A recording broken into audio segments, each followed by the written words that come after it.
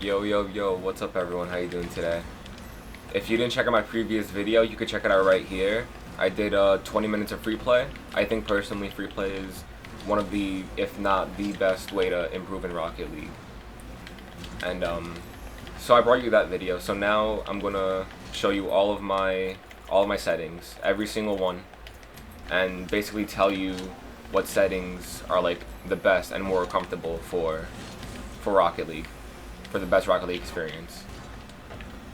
So let's just start it off with gameplay. We have unlimited boost and free play. Sometimes I like to turn this off, sometimes I don't.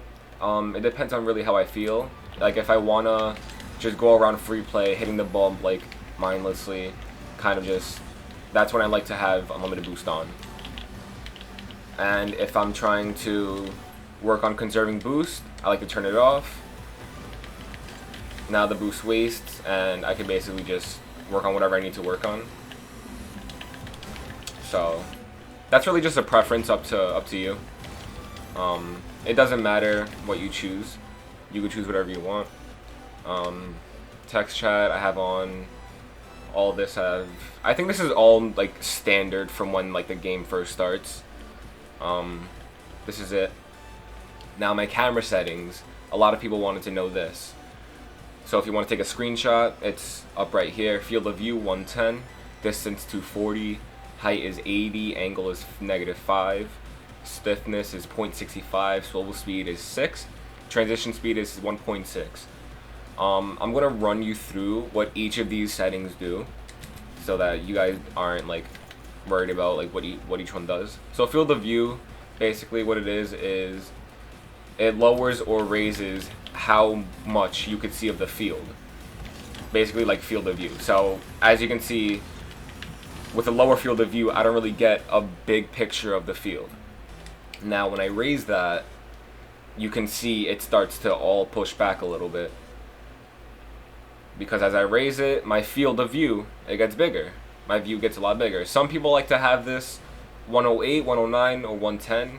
I personally always have it at 110. That's my preference. Now we're going into distance. So this basically changes the camera distance from your car.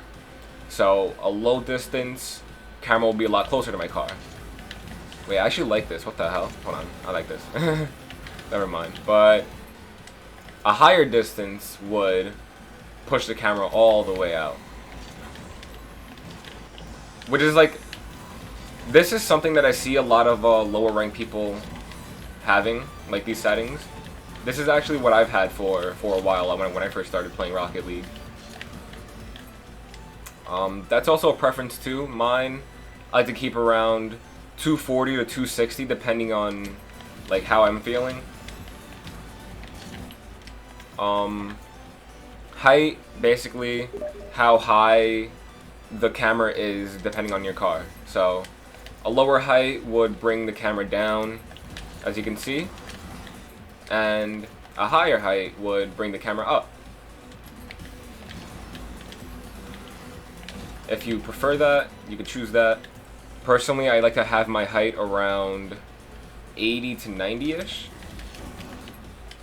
depending on like how I feel. Angle is it's basically the angle of the camera on your car. So a lower angle brings the angle like more towards the ground, like it raises the camera's like actual distance, and then lowering it, it's almost like we're flat on the car now. I personally like to have it at -5, kind of the best for me. Stiffness is basically, if you have it lower, when you go supersonic, the camera kind of backs away from your car. So right now it's normal because I'm not driving, but let's say I boost, now you can see the camera is kind of pushing back now, which is sometimes what people prefer. I like to have it around 0.65, like how I did. It's really just a preference. It doesn't really tie to how you play, but that's just how I have it. Now swivel speed, it could be important, it could be not important, depending on if you actually use the swivel. I use it sometimes, so I like to keep it on a relatively high number. So 6 is where I have it. If you have it a lot lower, let's say 1, it takes a lot longer for me to swivel my camera. And if I'm playing a ranked game, that's not going to be very helpful for me, because it'll take me a while to know where anyone is. And then a high swivel speed would make it so that it's insanely fast and you could like see anything on the field like within a second. So yep, like that. Actually, I think I'm gonna have it like this because it's really quick and I think I can see things a lot faster. So that's where I'm gonna have. Yeah, I'm actually gonna leave it at 10. That's really just a personal preference. Transition speed. Now transition speed is basically if I'm back against the ball, it dictates how fast the ball cam switches over from the ball to my car. So let's say I have a low transition speed 1, it's going to be kind of slower going from ball cam to car cam. And let's say I have it at 2, it's going to be instant. Like, it's just straight up instant. So once again, that's a preference. I personally don't think anyone should play like this because I could see a lot of people messing up, accidentally pressing ball cam when they don't need to, kind of making the wrong turns. I could see that. So I like to keep it around 1.6. And invert swivel. Invert swivel is basically, so if I have my joystick and I move my joystick right, it's going to move to the right. If I have it left, it's going to move to the left. Now, if I turn invert off, if I move it to the right,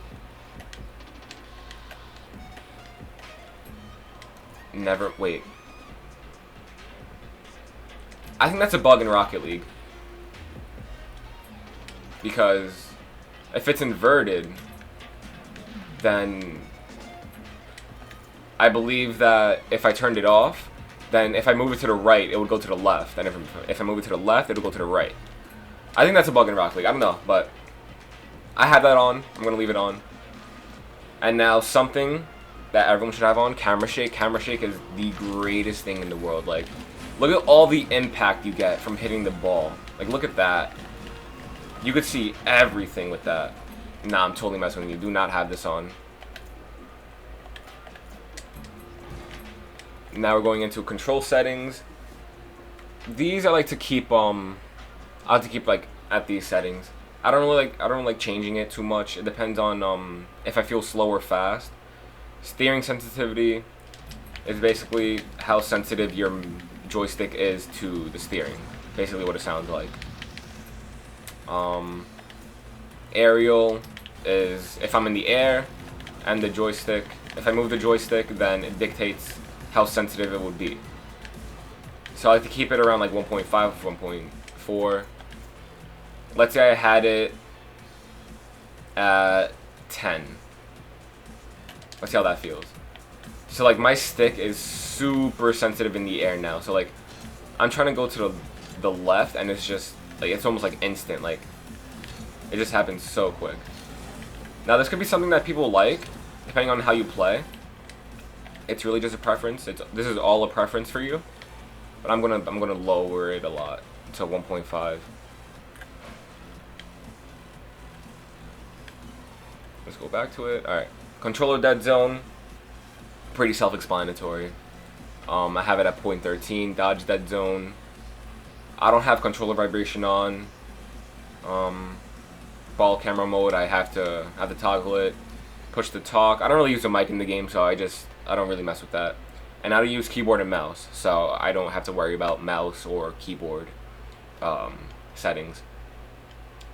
Now, this is what you guys have probably clicked the video for, my keybinds. So I don't have a very standard type of keybind. My keybinds are very, very different from the normal Rocket League player. What I have is my jump is actually triangle. My boost is R1, and my power slide is L1. My air roll is L1. Now these settings, I believe, is the best for just comfortability in your hand. When I first changed my settings, I first changed boost from O to R1. When I did that, it felt so much smoother because when I would play like racing games like Need for Speed, Burnout, the boost, it was always R1. It was never O or anything like that. It was always R1. So that's just something that I feel a lot more comfortable with. Even when I would play on PSP, it was that R button. If you know what I'm talking about. It was that top right R button. So that's just a lot more comfortable for me. And then when I had it at R1 and I had my jump at X, it kind of felt weird. Like, I don't know, I feel like my hand didn't really rest properly on my remote when I had it at X. And I always found that my thumb would always move up to the triangle. So one day I was just like, well, after I got used to boost being R1, this all takes time to get used to, by the way. It's not gonna like happen instantly. You have to get used to all these settings. But when I switched it to triangle, I immediately felt a difference. It was like it was waiting for me to switch it all this time. I feel like the human hand, it naturally just sits at this position. If you guys want to try it out, let me know what you think, you know? I have focus on ball is square.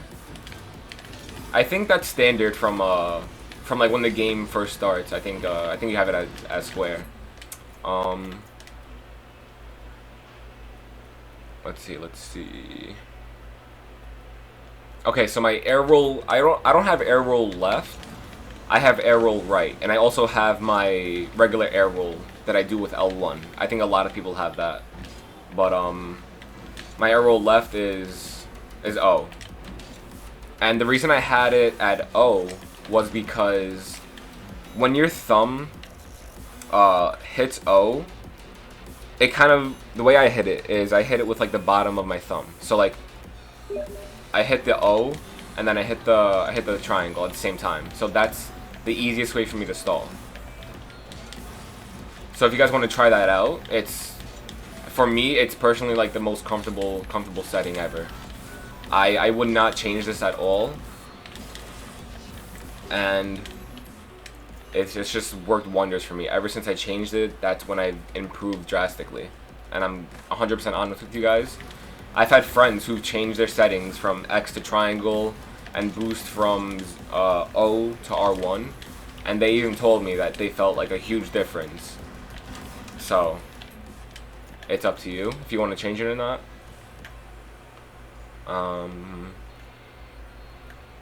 What else? Scoreboard, I have X.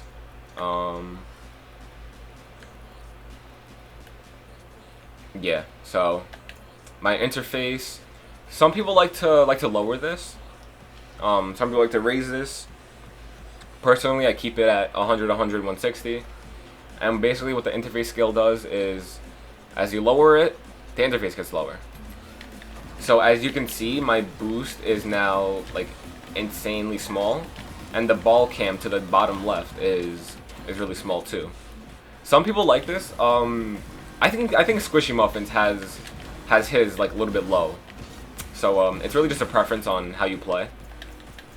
I'm gonna keep it at 100. Now the display scale is basically like a crop of where everything on the game is. So as you can see, the boost is kind of like off corner, which actually like bothers me a lot. I don't like that.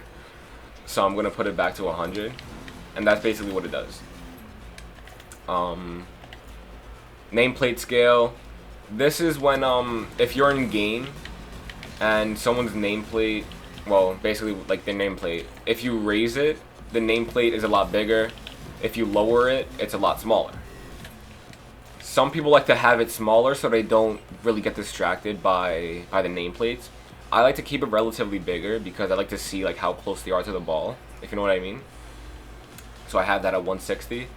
I have nameplate mode on default. Match notifications, I like to have it on time updates only because let's say I'm like scoring a goal and I hit like an aerial. I haven't had it on in a while, so prove me wrong, but I believe like when you hit it, it automatically has like a notification on the on the middle of the screen, and it's actually very distracting for me. I don't like having it on. I feel like it distracts me a lot from playing the game. So yeah, I have it on time updates only. That's where it only dictates the time basically. So it'll go from like 5 minutes, then on 30 seconds it'll say 30 seconds remaining, then 10, 9, 8, 7, 6, 5, 4, 3, 2, 1. Just that stuff. Connection quality indicators, I think everyone should have this on. I think it's just self-explanatory. You need to know like how your connection is. So colorblind mode, I think this changes some of the colors. I'm not colorblind, so I wouldn't know, but I just have that off because I'm not colorblind. Forced default team colors, I have that off. Rocket IDs on, notification during gameplay on, team color boost meter on, metric I have off because I'm in America. If you're in Europe or in South America or Central America, you probably like to keep it on. Ball cam indicator I like to keep on, ball arrow I like to keep on, and performance graphs I don't really have any because I don't really have much issues going on with frame rate or connection really. Now my video settings, I have a 1080p monitor, so I'm on 1080p. I have FreeSync, so I'm not going to keep it on vertical sync. So I'm actually going to go over vertical sync with you guys. I don't know if you guys would recommend this, but I recommend vertical sync if your PC has an AMD GPU but your monitor is a G-Sync monitor, or the other way around where your monitor is a FreeSync and your GPU is NVIDIA. So with vertical sync, so right now I have FreeSync and I have an AMD card, so basically it syncs perfectly. It doesn't cause me any issues. But let's say I had FreeSync off, it would tear my screen. If you guys want to look up like screen tearing and all that stuff, you guys could look it up. I'm not really good at explaining this, but basically if you notice that your screen is like tearing, then you might want to have vertical sync on because your monitor and GPU might not be like supported together. So that's something very important, very specific to how you have your setup. Anti-aliasing, MLIA. Render quality, high quality. Render detail is custom because it all revolves around the right. Max FPS 250, even though I have a 144 hertz monitor, I keep it at 250. Texture detail, I keep it on high performance. World detail performance, and I basically like to keep all of this off except for transparent goalposts, because obviously when I'm in net I like to see where the ball is, and if I have this off, then I can't really see through the wall. This is a really bad map to show you because it has that kind of wall. But wait, this isn't a good map either. Let's go to a map that has, okay, so Forbidden Temple. If I have transparent goalpost on, I will be able to see through the goalpost, but right now I have it off, so I can't see through, so I can't really know where the ball is. So let's try to hit the ball towards us. So if I'm in net, I can't see where the ball is. I have no idea where it is. And let's say I had it on.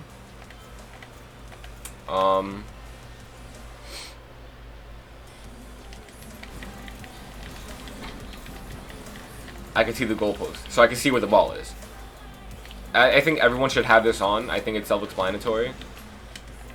Those are my video settings, my audio settings. I change these based on if I'm recording or not. Like in my previous video, I had my music volume super high, but right now I have everything relatively low, so you guys could understand. And then my chat if you guys want to know my chat things, then then here they are. So yeah, I think that's gonna do it for the video. I hope this helped out a lot of people. Let me know if you change your settings. Yeah, I think that's gonna be it. Have a good one, guys. Take care.